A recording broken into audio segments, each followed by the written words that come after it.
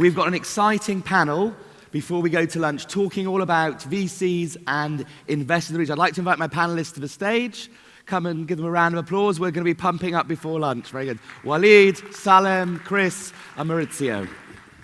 So, this is our esteemed to take a seat to wherever. We have a great panel, and the main question we would really want to understand is, this region, as we know, is super exciting, lots of opportunities, the transforming from a knowledge-based, it's from an oil-based economy to a digital and knowledge-based economy, and capital is critical and key. Waleed, can you tell us a little bit about who you are and where you're from and why you love investing in startups? Great. So I'm really happy and excited to be here in Bahrain and seeing all the developments happening in this ecosystem. My name is Waleed Alballa. I'm a partner in a new VC fund called STV. We started operations in the beginning of 2018. So our focus really is on the MENA market. We're very optimistic about the trends that we're seeing. We're very excited about the potential for growth that's happening here. And we look forward to being a part of this transformation. So great. So we're seeing now, a new local regional focus fund, building from the ground up. Chris, yourself, obviously, they'll tell by your accent you're not from here. How did you end up coming to this region? Well, that's a really long story, which you don't want to hear. But well, we'll hear it in 2 minutes soon. So tell us a little bit about who you are. Okay, so really long story is I started a company in the U.S. called Nextel, which was a fairly successful carrier. A lot of countries from around the world wanted Nextels of their own country, Saudi being one of the more prominent ones. So 20 years ago, I came over and did a joint venture with STC. So that's what first brought me here. But the reason I'm here these days is because we run a US-based venture capital fund, Lumia Capital. And while we invest primarily in US technology that wants to go global, at the growth stage, which for us means 10 million ARR, we do some opportunistic investing in regions like Southeast Asia, Latin America, and MENA. And so we are always looking for growth stage deals when we come to town. Great. Salman, yourself here as a family office at first. Can you tell us a little bit about, firstly, help the audience understand the difference, obviously, from a family office and obviously how you work within the investment community? Yeah, sure.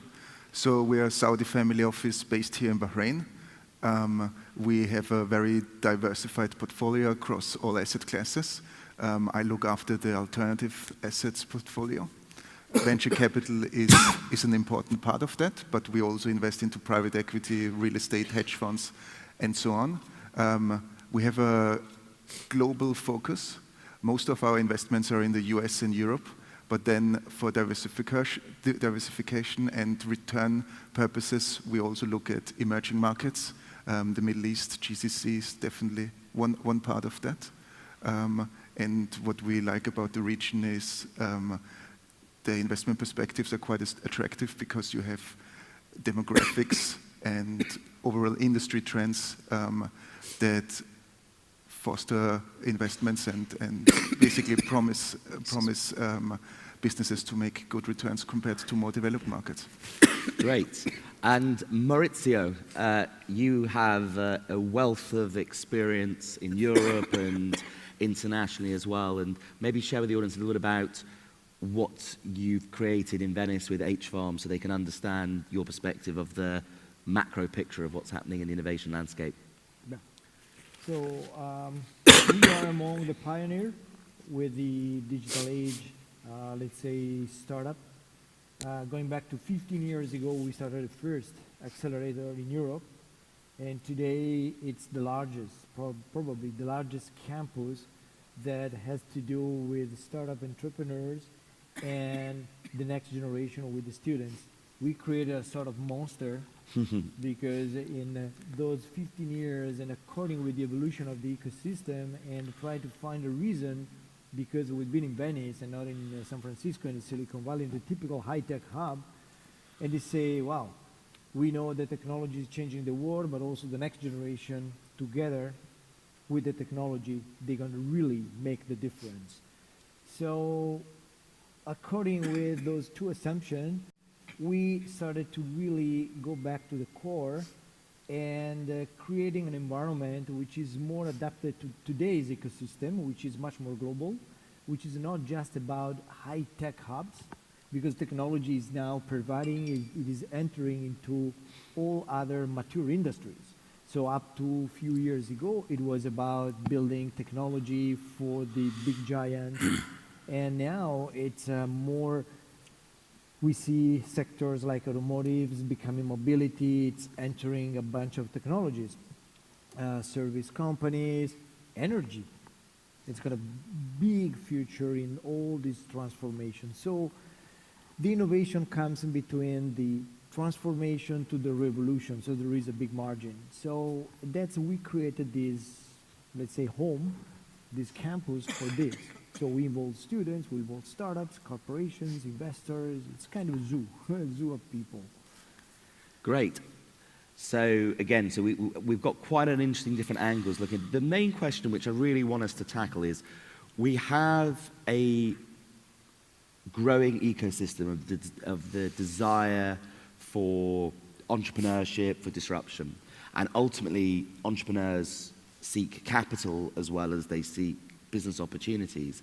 And we also have a growing VC ecosystem. How are you seeing, Chris, I'm going to start with you. Obviously, you focus on growth. So how do you think we can spearhead we're seeing lots of accelerators coming into the region now, lots of early stage companies, but ultimately they need capital to grow. And how do you see the bits that's working before you guys jump in? Because obviously you're involved in Kareem and other large opportunities of getting to the stage where they can become a well, Kareem. I think it's when we think about the emerging markets where we are active, I don't see this level of activity in this concentrated a space, and it is primarily in the GCC. Anywhere else, nothing like it. And I know you're Singapore-based, and we all can experience that, but this is different. Having said that, there's still a bunch of impediments to getting companies off the ground, and you have the very real geopolitical impediments of multiple markets. That you have to go across a causeway to get to Saudi, that Kuwait is a different country, that it's a different visa for this place or that. And so from a global perspective, I can pick 20 things that they could get rid of to make it easier, so that the pluses that they have, which as you state, there's a huge mindset around entrepreneurialism here. That's great.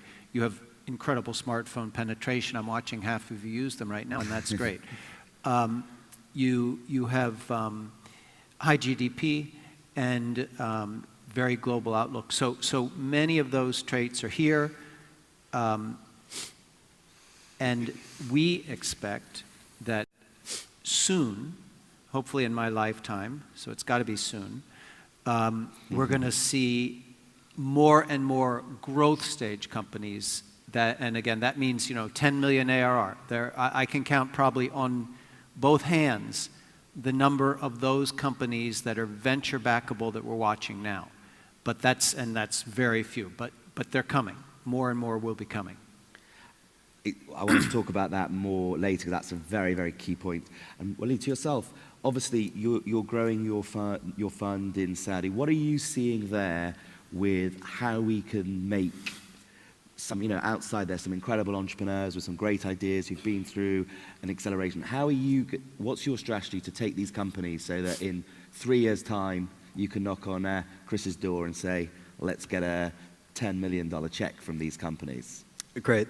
So let me start off with the origin story for Stevie and how we want to do that. The idea for Stevie as a VC fund started in late 2016, where SCC, the Saudi telecom company, was seriously considering their growth plans. What kind of strategy they should follow to avoid the fate of many telecoms around the world, where the value pools were shifting from the telecom layer up to the digital layers. The value is being captured by these digital natives. The CEO of STC at the time, he tapped Abdurrahman Tarabzoni. Abdurrahman was working for Google in Mountain View, and as a digital person, they wanted to get his advice on how they should handle this digital threat. So Abdurrahman came back to Saudi, and he created a team. I was one of the first people that joined that team, and we proposed to STC something that was not expected, to say the least. What we told them is, you should not be thinking about competing with the digital economy. In fact, you have something that is very valuable, and you become an engine of growth if you position yourself correctly. And that was our proposed method for them to stay relevant in the digital economy. And they agreed. Besides committing to $500 million as the fund size, they also agreed to open up all of their assets.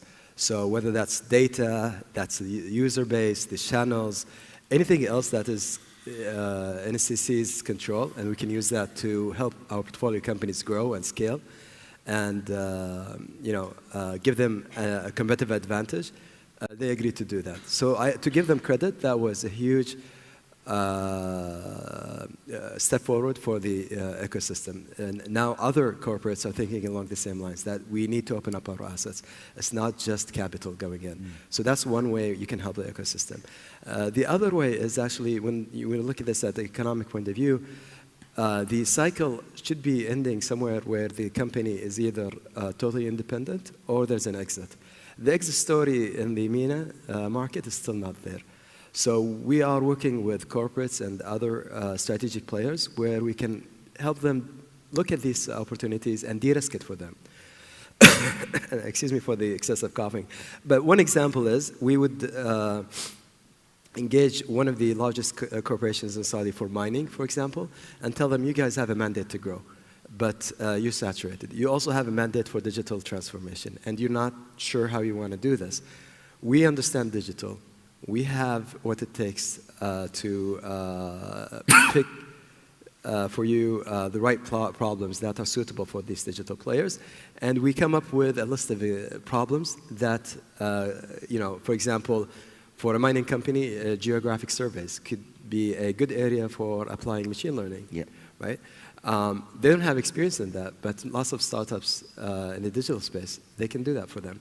So we would do what YC pioneered and called a request for startups kind of exercise. And in return, the mining company would open up their assets and would actually sign contracts with these startups. So it's not about support. It's not about CSR. This is real business. This is picking others to be part of your value chain and supply chain. And that's how you grow an ecosystem as well. So taking an economic point of view, we think is very important. And we de-risk this for them by investing in those companies. We tell them, we're putting in our own money in these companies if you do that with us. So that we found some positive response to that. We're going to continue on that story as well. There are other ways we're doing that. If there's enough time, I can talk about it later. But it has to be, I think, from an economic point of view, not about supporting an ecosystem or think about the ecosystem in isolation of the rest of the economy. Great, and I actually think that jumps straight to actually Maurizio, your experience with one of the key things that HFARM does fantastically is engage corporates with, one, understanding digital transformation, and two, finding solutions for them. So maybe can you share with the audience and with the panelists here a little bit about how your experience with really driving the corporate's understanding, because it's that synergy that's needed, because like you said, it's not just about money. You can put the money into the company, but if you can get them machine learning for looking at surveying, you've built a whole ecosystem around that. And how have you seen with your experience? Because I think what's interesting, I think afterwards we'll talk, is what you've done in the past 15 years is almost like a playbook for seeing what can happen to this region as well as others. Yeah, and especially corporates, they have lessons to learn from the venture capital that no consultancy can provide to them, because the transformation comes as part of this natural evolution to going to this new change. They have to do it from their completely, because industry is going to be completely changed. And we see the change comes from some greenfield innovation that comes out of startup, they're raising the money to do it, or corporates, they should react. But the problem is the culture, the mindset that the corporation has is completely broken to accept and to be able to leverage the startup community. And what we try to, and what we succeeded in the past years, it's taking all the experience we had dealing with the startup ecosystem, and we invested in 140 startups before approaching the corporations. And there are some rules. It's like taking the risk, failing. There is some elements that's typical in the nature of the venture capital. And venture capital doesn't provide only cash, but provide also a lot of expertise. VCs usually are not like a bank that is just like a cash machine, but they are basically providing a very specific, or seed, as growth stage or whatever, but they have very specific skill and competence. So we took all these to other corporates, taking a lot of attention to the culture aspect. We have a big team that works especially in the culture. We publish a magazine for board members and C-level. We run so many events, and we help corporations to co-create into these events, because the big difference is that traditional corporates are very close. They will always try to build from the inside, using their own R&D to innovate, try to get their model and going forward. There's no way, because today we're in a global age. We don't know where stands the best startup or the best team or the best talent is around the world. So what we learn, and the secret is always the same, attract talents. So corporates can attract talents. They just need to change the mindset. So we had quite a few interesting cases. It's important to get an agenda for corporates. A good example comes with the luxury. I can take an example of Gucci, the brand that was positioned into a certain market, and the company was doing 3 billion in revenues. Now their number one is 12 billion. In only 3 years, it became like a phenomenon. And it was very simple. They say you need to move to change your client base, going to the millennials. The luxury is going to be market is going to be especially in Asia. So it's a big change. The company is supposed to do it. But you need, if you want to deal with the millennials, you really need to change your, your dress of the company, because you cannot get only the old people try to deal with the millennials. So new people has been involved in the company. They started, I think we brought them over 200 startups in 1 year. Wow. From From all over the world, just selecting and getting some of them start to piloting some solution together with people of the corporates.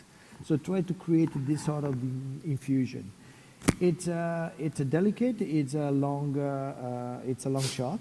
I think a company, there is some responsibility comes out of the board members to take a decision to reposition a company, to invest, to co-invest, because something is going to be in the future is co-investment between investors, venture capitalists, and corporates, which is a brand new scenario. C-level has to execute basically, and the organization of the company has to change, has to become more like a tech company, it's like a digital company, not just a vertical, but has to be much more liquid. So it's easy to tell. It's very difficult to transform with companies who has legacy, heritage, but those companies has also a lot of values, because the heritage, the knowledge, the access to the market they have, it's an important asset they can bring into. Right. Can I just chime in on that? I think one thing that's really interesting about this region, again, particularly the GCC, is that there are not as many long embedded corporations, and there are probably more family offices that control corporate functions. And so while the STC situation is quite unique, and I remember some interesting discussions with Dr. Bayari back then about this topic, where they have set up a true GPLP structure so that these guys can make investment decisions based on what they think is going to return IRR to the fund. It's very hard when you're dealing with corporations, as you're saying. Yeah. There's all kinds of pieces. But the plus is that in these family offices, you're watching the next gen who get it, have been educated around the world, want to participate in both the wealth creation of technology, but also understand that their businesses can be disrupted by it, probably better than the corporate culture, and are in a position to take the risks. Well, that actually leads to the next point I wanted to make to you, Salman, is that you obviously come from work for a family office, run that side, and traditionally that might be, you mentioned real estate, and ultimately, as we all know, real estate investment is very, very different to, sometimes I say real estate venture investors can sometimes be spreadsheet monkeys, following the spreadsheet, following the bank, making a margin. And when you have a young entrepreneur, I see some Saudi entrepreneurs I saw a few days ago in Bahrain, when you go to them, you're backing the person based on the energy in his eye and based on his determination. So my question to you from a family office perspective, how are you managing your mindsets of realizing we're going to back something where someone I know once said a business plan is a bit like sausages. You don't want to know what's inside them, because we can all put a business plan together, but ultimately it's the person. So how are you seeing almost like the education within the family office world of realizing that you need to diversify your portfolio, but there's going to be a lot of risk associated with it? Yes, it's a very good point, and I totally agree. It has been an education process for us and for many investors we have a regular contact with. So I would describe us as a conservative investor. So traditionally, we were geared towards mature industries. We did a lot in real estate and private equity. And a lot of investors in the region think similarly. But as Chris said, there are new generations coming in charge who have spent a lot of time abroad, who have seen different things, who come with a new or differentiated mindset. And I think it's very important for every economy to foster business growth and to invest into entrepreneurs. That's the only way how you can excel and how you can develop. So a lot of traditional asset classes like real estate or gold are misunderstood or overestimated, in my view. So it's really necessary to have events like that and to have government initiatives to educate the investor base so that they start looking at new things. Another point I wanted to make is I came to Bahrain 4 years ago.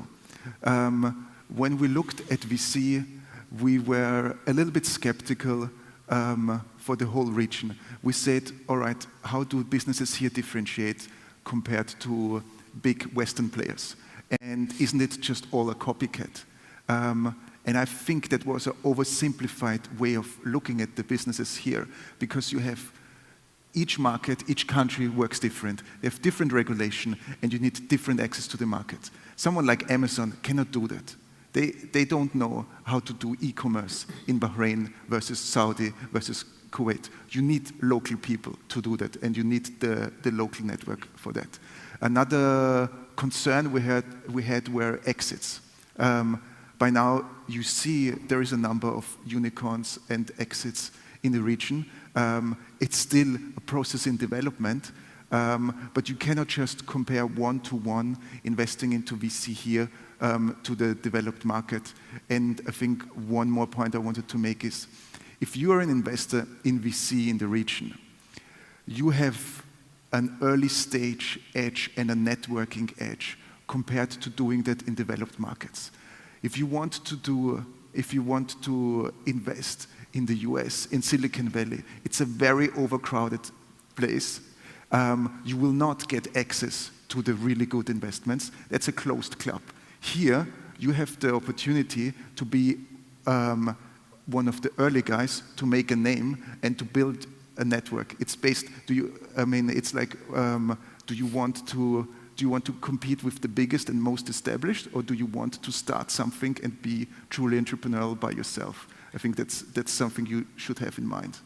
I mean, absolutely. I think that certainly to entrepreneurs in the audience, there are, as we all know, and I think we spoke about this last night with the whole Kareem thing, and a company called Grab in Asia basically is the Uber equivalent, and they realized they can make a better product, more hyper-local, and at the end of the day, they bought Uber's business there. So I agree with you, you know, really, the beauty of this region is you all know there are issues. Let's take a classic one there. Payments in cars, in taxis, is not in Bahrain. Start a startup, you can do that. Probably another payments company can buy you. You've built a great business. Question really, certainly to you both here, is the risk appetite. When I sit on a panel like this in Asia, I've got to be careful with some of my Asia colleagues, is there understanding sometimes of risk appetite, fear of failure. You know, entrepreneurship is about taking a risk. How are you seeing, certainly from this region, of people embracing that it's okay to fail occasionally? You know, you start your first startup, is it going to work? Second, and hopefully by the third, you will. How are you feeling when, you know, when you see that? And also with your stakeholders, you know, you're a young fund, you want to show growth. How does that work here, and how can we help improve that failure is good? So I might differ a little bit on the statement that failure is good without qualification. Yes, but success is more important. Don't get me wrong. We all want to be successful. Yeah. So I just came back recently from China. I was in Beijing for a few days, and I was talking to one of the founders there, and I asked him, so how come China now in mobile is much stronger than Japan and South Korea? Those guys worked on software for a long, long time before you guys did. And he said they're really good engineers in Japan and South Korea. But the thing that happened was they were targeting the PC market. China didn't have any PCs at the time to speak of. Most of the people were not rich enough to own PCs like in China and Korea. So when the mobile revolution started and people started having smartphones, all the Chinese entrepreneurs were targeting the smartphones and not bothering with the PCs. So there was a leapfrogging effect that happened here without any planning. But I just want to mention that story because sometimes you don't have to compare yourself to other markets and try to catch up. Sometimes you just leapfrog and see where are the spikes. And in fact, that's our strategy right now is we're seeing lots of big levels of dichotomy between demand and supply in the region. So for example, media, if we take YouTube as an example, the YouTube mobile consumption in Saudi is 6x that of the US on a user basis. If you think about travel, if you think about gaming, if you think about logistics, we're invested in Kareem as well. We also are looking at, you know, one example is the food delivery space as well. We haven't invested there, but if you look at the financial statements from Delivery Hero, you'll find out that MENA is actually the most profitable region worldwide for them.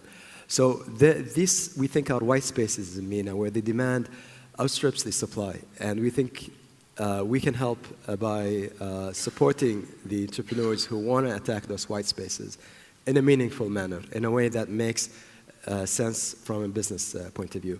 So failure, trying to achieve that, makes sense. But failure because you didn't do the homework correctly, or you didn't think about it in the right manner to begin with, or not having the right tools and being equipped for it, that I think is a lesson that you could learn from others. You don't have to learn for yourself as much as possible.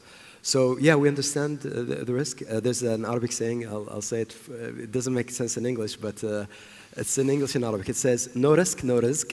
So it means, no, if you don't take risks, you don't get money, basically. We understand that, we embrace it, but it has to be calculated, it has to be done in a manner that benefits from other lessons you know, in the space. Great, thank you. So I think to your direct question, though, about how do you embrace further and support this entrepreneurial spirit, first of all, I want to quickly encourage people, failure is not a great thing. And it isn't my favorite thing to have entrepreneurs start on their thing, you know, serial entrepreneur. That may or may not be a badge of something good.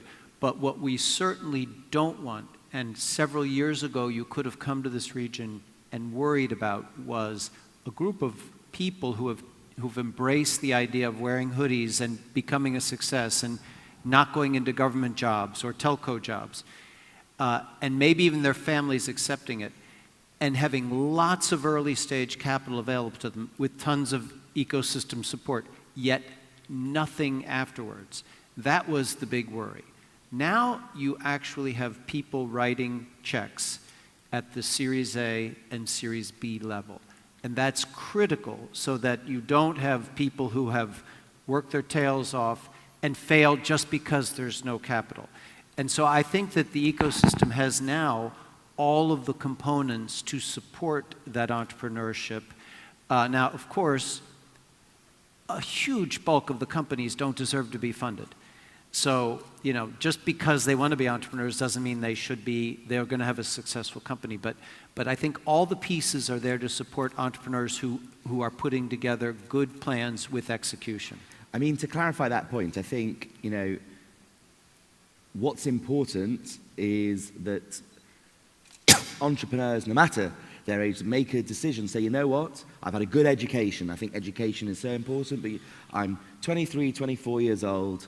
I don't have any dependable, I'm going to try something. What I agree with you is do your homework. You know, we're not going to say now we're going to build a new social media app that you can take pictures on with an iPhone and think, well, there's Instagram, there's this thing. So I agree with you that there is no excuse for a poorly executed idea that you've not done your homework on. But if you make the right calculation, there is an opportunity. Taxi payments, there is the platform, there is a thing, and if for some reason doesn't work, regulation changes, another player comes in, that's different. Because what I find is, and I think this is something important, it's my final question to you will be, is that we have to encourage not creating startups for the sake of startups. You know, there are people who make a career out of building startups. A startup is a company that solves a problem that we're looking for a solution, and that's matter. But what I think is great, and certainly seeing in this region, is there is so much opportunity for the reasons we all know, and especially, you know, we're here from you with the Saudi, you know, 2030 vision. Everyone wants this knowledge-based economy. So I think for the entrepreneurs, certainly in the audience, certainly those watching, is to realize that there is the opportunity that you can make your own destiny with something. And I think my final question to you all, and we'll go around in the time, is what advice do you have for people watching this, people listening to this, of wanting to go into the entrepreneurial path, and what would be your message to them for if they were thinking, I'm not sure whether to do it or not? Well, I mean, you have to look at your own risk tolerance. And if you have tolerance for ambiguity every day of your life, then you can be an entrepreneur.